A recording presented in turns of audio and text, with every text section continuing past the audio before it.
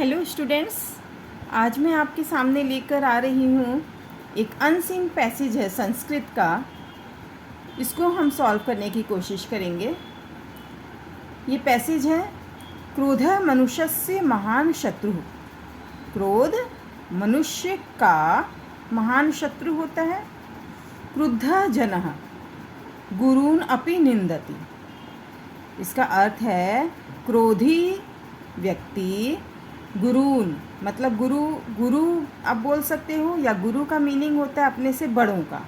तो क्रोध में व्यक्ति अपने बड़ों का या अपने गुरु की भी निंदा करता है। अपभाषणम करोति, गलत भाषा बोल देता है। ज्येष्ठानां हितवचनानि अपि न शृणोति। ज्येष्ठानां मीन्स बड़ों की, तो बड़ों के हित वचनानी, हित मतलब कल्याणकारी, वचनानी वचनों को भी, अपि मीन्स भी, नहीं सुनता है। तो वह क्रोधी व्यक्ति बड़ों के द्वारा कही गई अपने हमारे भलाई के लिए जो वो कहते हैं वो वचन को भी नहीं सुनता है। तस्माद् वयं क्रोधात् सावधाना भवेम। तस्माद् इसलिए, वयम हम लोगों को, क्रोधात् क्रोध से, सावधान भवेम रहना चाहिए, होना चाहिए।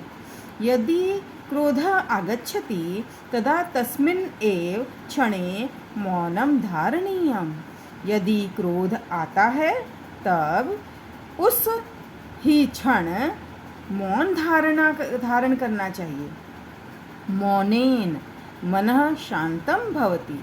मौन से मन शांत होता है। वाणी अपि नियंत्रिता भवति, मीन्स वाणी भी, हमारी बोली भी नियंत्रित होती है। ईदृशे काले, इस काल में, ऐसे समय में, किंचित पुस्तकम, कोई पुस्तक, गृहीत्वा मीन्स लेकर, पढ़ें, पढ़ना चाहिए। ऐसे समय में, क्रोध के समय में कोई पुस्तक लेकर पढ़ना चाहिए।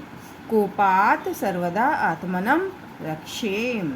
कोपात मीन्स क्रोध, क्रोध से हमेशा अपनी, आत्मनम अपनी, स्वयं की रक्षेम रक्षा करें।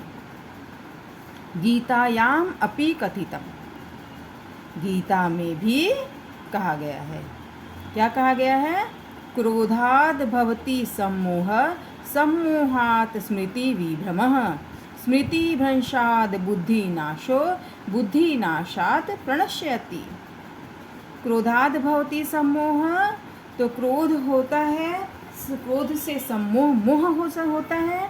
मोह से स्मृति, हमारी याद, भ्रम में हो जाती है।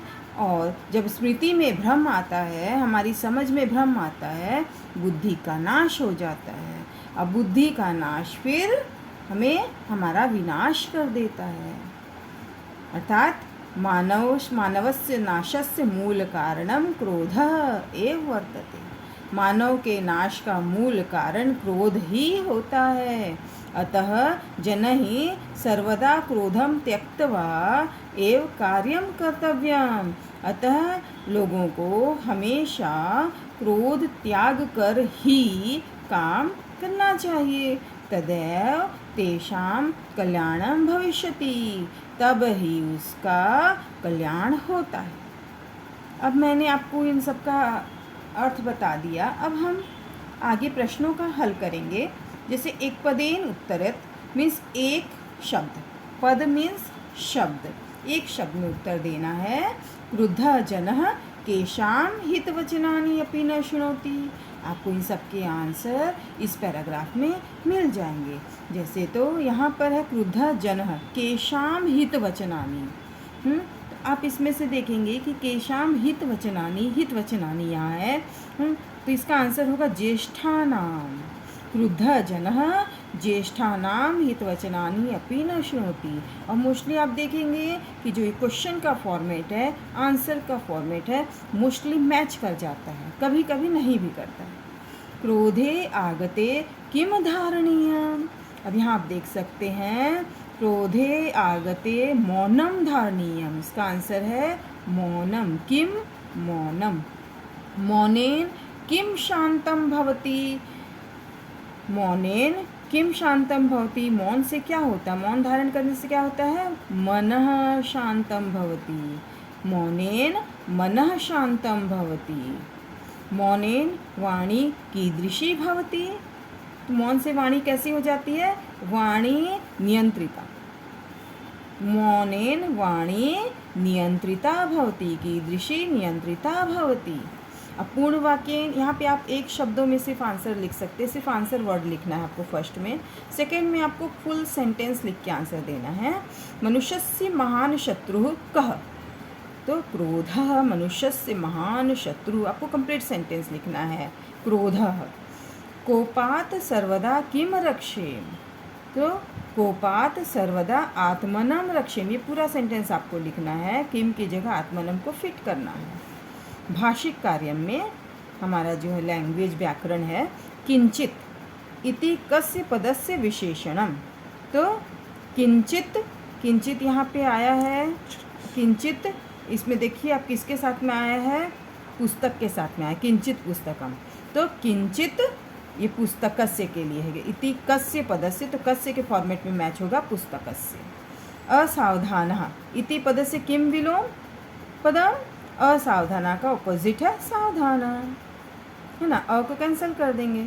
भवेम इति क्रियापदस्य कर्तृ पदम, भवेम जो है ये क्रिया है, इसका कर्ता कौन है, तो हम यहाँ से देखेंगे भवेम, वयम भवेम, इसका कर्ता है वयम, करने वाले हैं हम लोग। भवेम का है वयम। सर्वस्मिन काले इति स्थाने किम अव्यय पदम, इन दोनों में से अव्यय पद कौन सा है। सर्वस्मिन काले इति स्थाने किम अव्यय पदम अत्र प्रयुक्तम, अत्र मतलब इस पैराग्राफ में इस मीनिंग से रिलेटेड कौन सा अव्यय शब्द आया है, तो सर्वस्मिन काले यहाँ आया सर्वदा, तो हर समय हमेशा। सर्वस्मिन काले मतलब हमेशा, सर्वदा मतलब हमेशा, तो ये हमारा आया अव्यय पद ये। तो आशा करती हूँ आपको ये पैराग्राफ समझ में आया होगा, आप एग्ज़ाम में बहुत अच्छा कर पाएंगे।